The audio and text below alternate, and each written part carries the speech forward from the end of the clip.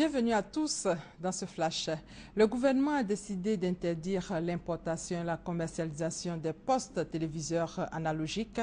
Le Conseil a fait savoir que cette mesure concerne les téléviseurs qui ne sont pas conformes aux normes de diffusion et de compression arrêtées dans le cadre de la migration vers la télévision numérique terrestre.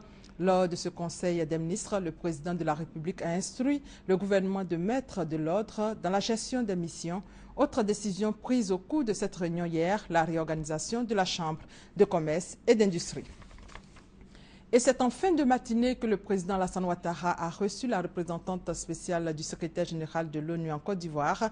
Aïchatou Mendaoudou a indiqué être venu voir le chef de l'État pour lui faire le point des activités de l'ONU en Côte d'Ivoire.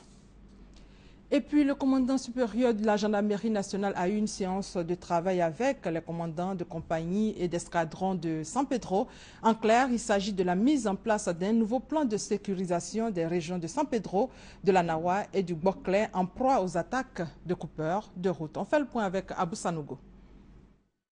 Depuis l'ouverture de la campagne Café-Cacao, le phénomène de coupeurs de route connaît une expansion particulière dans le sud-ouest de la Côte d'Ivoire, notamment dans les régions de San Pedro, de la Nawa et du Boclé.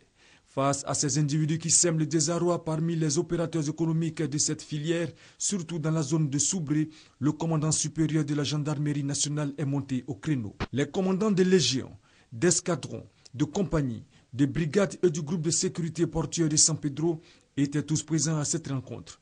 Au cours de cette séance de travail, c'est un état des lieux de la situation sécuritaire de ces régions qui a été effectué. Axes criminogènes, dispositifs sécuritaires, tout est passé au peigne fin. Objectif, créer l'insécurité chez les coupeurs de route. À l'issue, c'est un nouveau plan de sécurisation de la zone qui a été adopté, avec notamment le renforcement et la réarticulation des dispositifs existants. Aussi, pour permettre à ce nouveau dispositif d'avoir les résultats escomptés, le commandant supérieur de la gendarmerie nationale souhaite-t-il avoir l'adhésion des populations. Demandons à la population de nous aider à travers les informations pour nous permettre d'être beaucoup plus efficaces et pour nous permettre d'être au plus près de ces populations.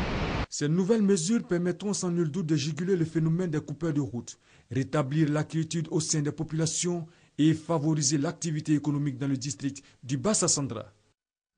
Et dans le domaine de la santé, l'épidémie d'Ebola pourrait provoquer en décembre 5 000 à 10 000 nouveaux cas par semaine en Afrique de l'Ouest, a indiqué mardi l'OMS. Le virus a fait plus de 4 400 morts. Le premier cas d'Ebola en Afrique de l'Ouest est apparu en Guinée forestière il y a 10 mois. Depuis le mois d'août, le nombre de malades qui arrivent au centre Médecins sans frontières de Macenta, au sud-est de la Guinée, augmente de jour en jour. Et les pays occidentaux sont de plus en plus concernés par l'épidémie d'Ebola, d'autant plus que le bilan de la maladie ne cesse de s'alourdir dans le principal foyer de contamination en Afrique de l'Ouest. Les ministres de la Santé de l'Union européenne étaient réunis hier à Bruxelles pour évoquer la coordination de leur lutte contre l'épidémie d'Ebola. Et pour être complet sur le sujet, l'ancien secrétaire général des Nations Unies, Kofi Annan, dénonce la lenteur avec laquelle la communauté internationale a décidé de faire face à l'épidémie lorsqu'elle a commencé en Afrique. Au moins 7 personnes ont été tuées lors d'affrontements jeudi après-midi près de Gao, principale ville du nord du Mali, entre le MNLA et le Gatia, deux groupes armés touaregs de la région.